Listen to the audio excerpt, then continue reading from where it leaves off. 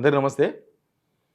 రేవంత్ రెడ్డి గారు ముఖ్యమంత్రి అయ్యి 2 సంవత్సరాలయింది. అంటే ఈ గవర్నమెంట్ వచ్చి 2 సంవత్సరాలయింది. కానీ పాపం ఎమ్మెల్యేలు జనాల దగ్గరికి పోతే తల దించుకొని రావాల్సొస్తుంది. తల ఎత్తుకొని గాదు. సరే బాలునాయకం ఓపెన్‌గా మాట్లాడేసిన జనాల ముందు. కానీ ప్రాక్టికల్‌గా కొంతమంది ఎమ్మెల్యేలు జనాలకు పోతుండ్రు ఇప్పుడు. సర్పంచ్ ఎలక్షన్స్ కదా! కొద్దిగా అట్లా పోయొద్దాము. కొద్దిగా మద్దతు తెలుపొద్దాం అభ్యర్థులకు. మళ్ళా ఓడిపోతే పరేషాన్ అయితామని చెప్పి అట్లా పోతే ఆ ఓడిపోక ముందే వీళ్ళని పరేషాన్ చేస్తున్నారు. చాలామంది ఎమ్మెల్యేలను అలాంటి సిట్యుయేషన్ ఫేస్ అయింది. నిన్నైతే ఖానాపూర్ ఎమ్మెల్యే ఎడమ బొజ్జు పాపం గిరిజనులే, ఆయన గిరిజనుడే. గిరిజనులే ఇందిరమ్మ ఇల్లు ఏడున్నాయి అని చెప్పి ఇక ఏం మాట్లాడలేని సిట్యుయేషన్ ఆయనది. ఇంకోరు కేఆర్ నాగరాజు అని మనకు కేఆర్ నాగరాజు అని వర్ధనపేట ఎమ్మెల్యే. ఆయనది అదే సిట్యుయేషన్. 2 సంవత్సరాలని మీ గవర్నమెంట్ వచ్చి ఏం చేసిర్రా మీరు? ఊర్లో అడుగుతున్నారు. ఇది దేనికి నిదర్శనం? అసలు 2 సంవత్సరాల విజయోత్సవాలు, సంబరాలు జరుపుకుంటున్న టైంలో కనీసం అధికార పార్టీ ఎమ్మెల్యేలు జనాల దగ్గరికి కూడా పోలేని పరిస్థితులు ఎందుకు క్రియేట్ అయినాయి? అసలు ఈ సంబరాలకు గ్రౌండ్‌లో ఉన్న సిట్యుయేషన్‌కి ఏమైనా సంబంధం ఉందా? లేకపోతే చంద్రబాబు నాయుడు బిల్డప్ ఇచ్చినట్టు చంద్రబాబు నాయుడు కూడా అంతే. ఎవరినో బిల్ క్లింటన్ తీసుకొచ్చి ఈడ మొత్తం అయిపోయినట్టుగా, ఇంకెవరినో పట్టుగా గ్లోబల్ సమ్మిట్ అని పెట్టి డబ్బులు వృధా చేసి ఏదో వచ్చేసినాయి, ముందు దావోస్ పోయొచ్చారు కదా, అట్లా ఇవి కూడా వచ్చేసినాయని చెప్పనీకేనా? ఏమవుతుంది అసలు? ఎమ్మెల్యేలు ఎందుకు గ్రౌండ్‌లో తల ఎత్తుకోని సిట్యుయేషన్‌లో ఉన్నారో ఈ వీడియోలో చూద్దాం మనం. అంతకన్నా ముందు సబ్స్క్రైబ్ చేయడం మాత్రం మర్చిపోవద్దు. సబ్స్క్రైబ్ చేయకపోతే రిపోర్ట్స్ కొట్టేవాళ్ళు పెరుగుతూ ఉన్నారు. కాంగ్రెస్, టీడీపీ ఈ 2 పార్టీలకు సంబంధించిన సోషల్ మీడియా అంతా మన సిగ్నల్ టీవీని టార్గెట్ చేసింది. ఎందుకంటే మనమే కొంచెం వాస్తవాలకు దగ్గరగా వార్తలు చెప్తాం, ప్లస్ బూతులు వాడము. వాళ్ళకి అదే నచ్చలేదు. వాళ్ళకి అబద్ధాలు చెప్తే బాగా నచ్చుతుంది, కానీ మనం చెప్పం, చచ్చినా నిజమే చెప్పుదాం. కాబట్టి సబ్స్క్రైబ్ చేసుకోవడం మర్చిపోవద్దు. నేను ఫస్ట్ మీకు ఒక వీడియో చూపిస్తా, ఆ వీడియో చూడండి.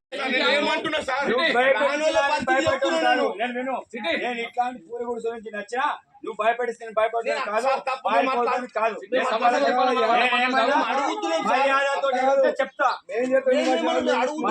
చెప్తా చెప్తా నాకేమంత తీట లేదు. నేను ఇల్లు ఇచ్చేటోని నేను. వీడియో అర్థమైందా?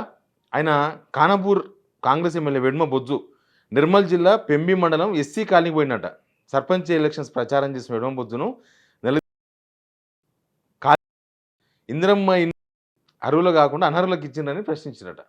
వాళ్ళు అడుగుతున్నారు అదే కదా. ఆయన ఇంకా చాలా ర్యాష్గా మాట్లాడుతున్నాడు వెడ్మ బొజ్జు. నాకేం తీటనా, నేను ఎందుకు ఇస్తా ఇందిరమ్మ ఇండ్లు, అది ఇదని ప్రతిసారి కాంట్రవర్సీ అవుతున్నాడు.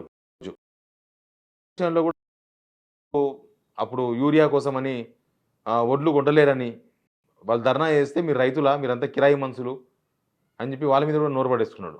మళ్ళీ ఇప్పుడు కూడా నాకేం తీటనా, ప్రజల మీద కురుకుతున్నాడు ఆయన. కొత్తగా ఫస్ట్ టైం ఎమ్మెల్యే అయ్యాడు. ఆయన మీద ఇప్పటికే తీవ్రమైన నెగిటివ్ ఉంది. ప్రభుత్వం మీదనే చాలా నెగిటివ్ ఉందంటే ఎడమబొజ్జు మీద కూడా చాలా నెగిటివ్ ఉంది. ఆయన చాలా పేదోడు, ఇందిరమ్మ ఇంట్లో ఉండడానికి గెలిపించిండ్రు, తీరా చూస్తే సుక్కలు చూపిస్తుండే ఆయన. కాబట్టి సమస్యలు మీరు పోయినప్పుడు అడుగుతారు, మీరు ఓట్లప్పుడు ఎంత మర్యాదగా మాట్లాడినరు, ఇప్పుడు గెలిచిన తర్వాత అడిగితే కోపం వస్తే ఎట్లా? ఎమ్మెల్యేలకు అడుగుతారు. మీ ప్రభుత్వం ఫెయిల్ అయినప్పుడు అడుగుతారు.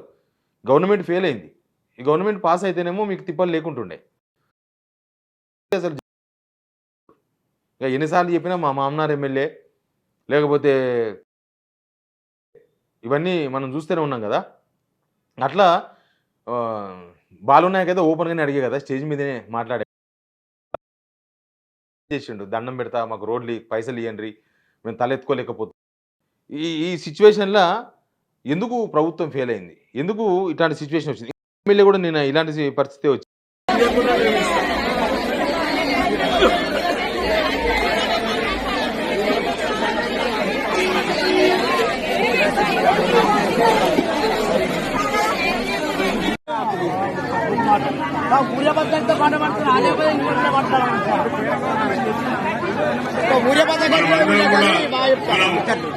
చూసి నేర్చుకున్నాం.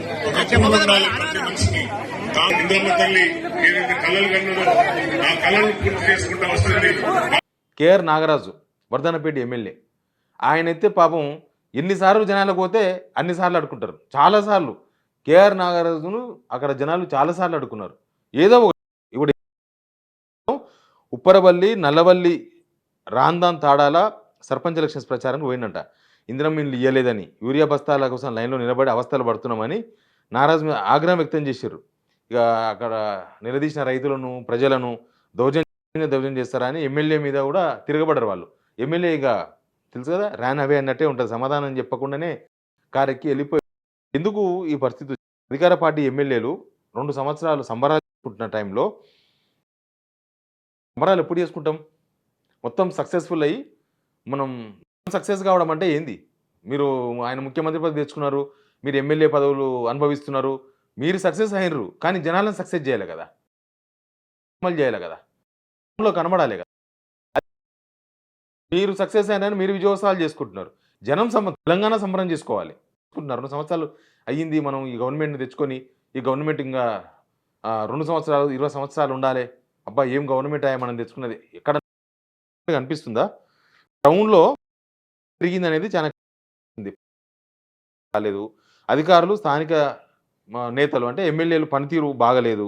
ప్రభుత్వం ఇచ్చిన హామీలలో అసలు అమలు కాలేదు. మళ్ళీ ఇప్పుడు స్టార్ట్ చేసిండ్రు. 6 గ్యారెంటీలు దాదాపు అమలు చేసామని పేపర్‌లో రాపించుకుంటున్నారు. మేము 6 గ్యారెంటీ అమలు దవడ మీద కొడతారు జనం. ఎందుకంటే చాలా కోపంతో ఉన్నారు. వాళ్ళకి తెలుసు. మీరు 2500 ఇయ్యలేని సంగతి మీకు తెలుసు, వాళ్ళకి తెలుసు. తర్వాత మీ స్కీమ్స్ ఆ గ్యాస్ సిలిండర్‌దో లేకపోతే కరెంటుదో నామకే వాస్తే అమలవుతున్నాయి. ఇంకేం స్కీమ్స్ ఉన్నాయి మీరు ఇచ్చినయి? ఇంకేం స్కీమ్స్ లేవు. ఇందిరమ్మ ఇండ్లు ఆడికాడికే అయిపోయినాయి. కాబట్టి పోయి మేము 6 గ్యారెంటీ అమలు చేసినాం అని. ఎమ్మెల్యే స్వయంగా నిధులు లేవు అని చెప్తున్నారు. కానీ ఇందిరమ్మ ఎమ్మెల్యేలు ఎవరికి చెప్తే వాళ్ళకే ఇండ్లు. ఇప్పుడు ఇందిరమ్మ చీరలు కూడా ఎమ్మెల్యేలు ఎవరికి చెప్తే వాళ్ళకే. ఆ గ్రూప్‌లో మెంబర్లు ఉండాలి, లేకపోతే లేదు. ఇట్లా ఎమ్మెల్యేలకే మొత్తం అవకాశం ఇస్తే అది మొత్తం అటే పోయింది. జనాలు మొత్తం వాళ్ళ మీదనే ప్రభుత్వ ఇమేజ్‌కి కూడా భారీగా డ్యామేజ్ అవుతుంది.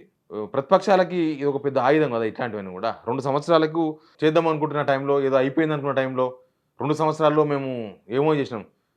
మొన్న ఎవరో ఒక ఎమ్మెల్యే అంటున్నాడు, మాకు 5 ఇయర్స్ కదా మ్యాండేటరీ ఇచ్చింది. 5 ఇయర్స్ కదా మాకు అధికారం ఇచ్చింది. చేస్తాం మెల్లగా అని ఎవరో ఎమ్మెల్యే మాట్లాడాడు. ఇప్పుడు డిగ్రీ 3 సంవత్సరాలు ఉంటుంది. లేకపోతే ఇంజినీరింగ్ నా ఇంజినీరింగ్ ఉంది కాబట్టి నేను 4th ఇయర్ పాస్ అవుతా అని అంటే ఆ స్టూడెంట్ చెప్పేది కరెక్టేనా? నేను డిగ్రీ 3 సంవత్సరాలు కాబట్టి నేను లాస్ట్ ఇయర్ మొత్తం పాస్ అవుతాను. ఫస్ట్ ఇయర్ రాయకుండా ఫస్ట్ ఇయర్ అన్నీ ఫెయిల్ అయితే కరెక్టేనా? ఇప్పుడు రేవంత్ రెడ్డి కూడా అదే చేస్తున్నాడు. ఆయన మొత్తం ఫెయిల్ అవుతున్నాడు. నేను లాస్ట్ సంవత్సరంలో అమలు చేసుకోవచ్చు, అప్పుడు చేస్తే గవర్నమెంట్ ఇచ్చింది అనుకుంటున్నాడు. కానీ అది పాస్ అయినట్టు కాదు. జనం కూడా చూస్తారు, ఇది కరెక్ట్ కాదు, ఇది అయ్యేది కాదు. ఇగో జనాలు నిలదీస్తున్నారు. ఇప్పుడు నాలాంటి జర్నలిస్టులు నిలదీస్తారు, ఓకే, జనాలను చైతన్యం కలిగిస్తాం. కానీ జనాలే డైరెక్ట్గా నిలదీస్తున్నారంటే ఇది సంఘటన కాదు, కాదు ఇది. కంప్లీట్గా అసంతృప్తి పెరిగిపోయింది జనాలలో. మీరు జూబ్లీ హిల్స్ గెలిచేంత మాత్రాన, లేకపోతే ఇంకేదో 4 సర్పంచులు గెలిచేంత మాత్రం పాజిటివ్ ఉందని చెప్పుకునే పరిణామాలు ఎక్కడ కనిపిస్తలేవు. అసలు గ్రామాల్లో కాంగ్రెస్ తరఫున పోటీ చేస్తున్న సర్పంచ్ అభ్యర్థులే చాలా నమ్మకంగా లేదు. రేవంత్ రెడ్డి స్పీచ్ కాన్ఫిడెంట్ కోల్పోయి మాట్లాడుతున్నాడు. కాన్ఫిడెంట్ లేదు, ఆయన కామెంట్స్లో కాన్ఫిడెంట్గా లేదు. ఆయన సర్పంచ్ అసెంబ్లీ ఎలక్షన్స్ ముందు మాట్లాడినంత కాన్ఫిడెంట్గా ఇప్పుడు మాట్లాడలేకపోతున్నాడు. ఏదో పాలిటిక్స్ మాట్లాడేస్తున్నాడు, టైం గడిపేస్తున్నాడు, ఆయన తిడుతున్నాడు, ఈయన తిడుతున్నాడు, అయిపోతుంది. కానీ అసలు ఎమ్మెల్యేలకి ఏమైనా సూచన చేయాలన్నా, ప్రజలకి ఏమైనా సూచన చేయాలన్నా, లేకపోతే ఎమ్మెల్యేలు జనాల్లో తల ఎత్తుకొని తిరిగేటట్లు ఏమైనా పని చేయాలన్నా, మనం గవర్నమెంట్ ఏమైనా పని చేయాల్సిన అవసరం ఉందా? ఇట్లాంటిది ఏమి లేదు. ఏదో వచ్చినాము ఆయారాం గాయారాం పోవాలి, సభ పెట్టుకోవాలి, రావాలి, పోవాలి, జూబ్లీహిల్స్లో ప్యాలెస్లో ఉండాలి, మళ్ళీ రావాలి, పోవాలి, ఇంతే తప్ప ఎందుకు నిలదీస్తున్నారు జనాలు? ఎమ్మెల్యే ఎందుకు నిలదీస్తున్నారు? ఇప్పుడు రేవంత్ రెడ్డి కనుక పోతే రేవంత్ రెడ్డి కూడా నిలదీస్తారు. వితౌట్ సెక్యూరిటీ లేకపోతే యాజ్ ఎమ్మెల్యేగా పోమను, ముఖ్యమంత్రి కాకుండా కోడంగల్ని పోమను, పక్కా నిలదీస్తారు రేవంత్ రెడ్డిని కూడా. అట్లాంటి మనం చాలా గవర్నమెంట్ చూసినాం. ఎమ్మెల్యేలను ఎప్పుడో లాస్ట్ సంవత్సరంలో జనం నిలదీసేటోళ్ళు, అప్పటికి అమలు చేయకపోతే. కానీ ఇప్పుడు ఈ గవర్నమెంట్ వచ్చి ఏమీ చేయకపోవడంతో, అంటే ఏదో ఒకదాన్ని స్టార్ట్ కావాలి కదా. ఒక దగ్గర స్టార్ట్ అయింది అని అంటే సరే ఇస్తారో నమ్మకం ఉంటుంది. వీళ్ళని నమ్ముతలేరు జనం అనేది క్లియర్గా అర్థమైంది. వీళ్ళు ఏం చెయ్యరు, వీళ్ళతో అయ్యేది లేదు, పోయేది లేదు, ఇది ఏం కాదు అనేది జనంకి వచ్చి విసిగెత్తి వెటకారంతోన ఇక ఇది అయ్యేది కాదు, పోయేది కాదు. కానీ లాస్ట్ అది ఎమ్మెల్యేను జనం నిలదీస్తున్నారంటే అది లాస్ట్ స్టెప్.